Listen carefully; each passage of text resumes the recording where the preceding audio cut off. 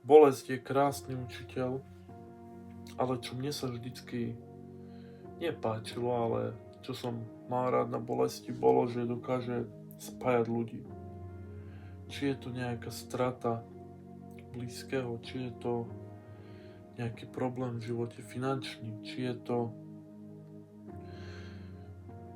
nejaký vzťahový problém, hociaký problém alebo bolesť, ktorú dokážu ľudia zdieľať, tak ich dokáže najviac spájať. A na túto myšlienku som prišiel, keď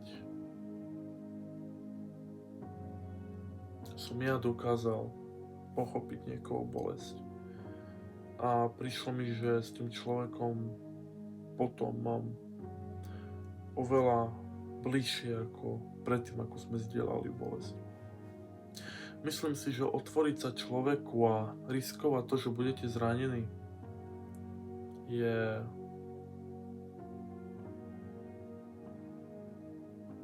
dobre spraviť. Ten risk je veľký, ale tá úľava, to potešenie a to dobré, ktoré z toho môže vyplynúť, je oveľa väčšie. Bolesť nás učí, že život nie je rúžový, a bolesť nás učí, že je nevyhnutná pre náš rast. Vráťme sa k tomu, ako ľudia dokážu zdieľať bolesť a spájať tak ďalších ľudí so sebou.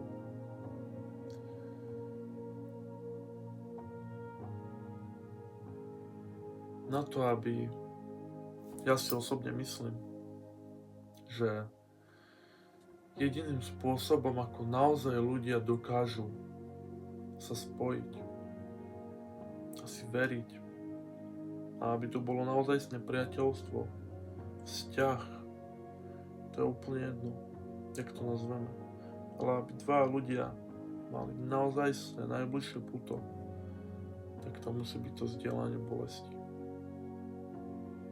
Taktiež si myslím, že není väčšie lásky ako bratskej lásky. A tá bolesť, s ktorou so svojím bratom dokážeš prejsť, nemusí byť len krvný brat, ale aj pokrvný, aj akože rozumieme kamoš, blízky priateľ. Ale budem to volať brat. To je taký brat. Keď v mojom prípade to sú krvní bratia, samozrejme. Tá bolesť, ktorú dokážete spolu zdieľať, to časové obdobie, ktorým ste si spoločne prešli, ten problém, ktorý ste spolu prekonali, tá vízia, ktorú ste mali a dokázali ste ju dosiahnuť, je obrovská.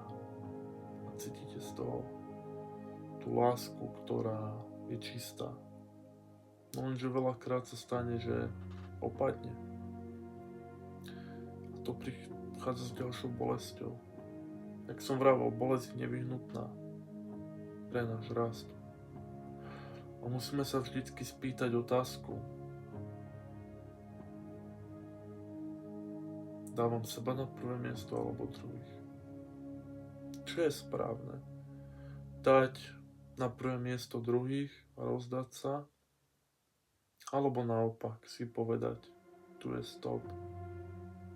A od tohto bodu sa proste starám len o seba. Úprimne som 50-50 momentálne. Aj keď si myslím, že by som na toto mal vedieť odpoveď, tak stále neviem.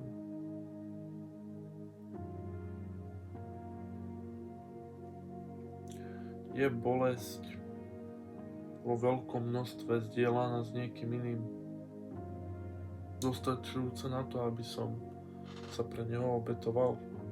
Obetoval mu môj čas, moje príjmy, moje zdravie. Je človek súdený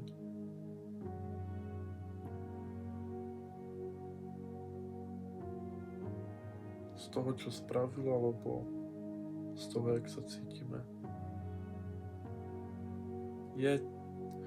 Je bolesť len pohľad na to, ako sa pozeráme na dané situácie. To subjektívne. Každého boli niečo iné, ale každého niečo boli. To bude koniec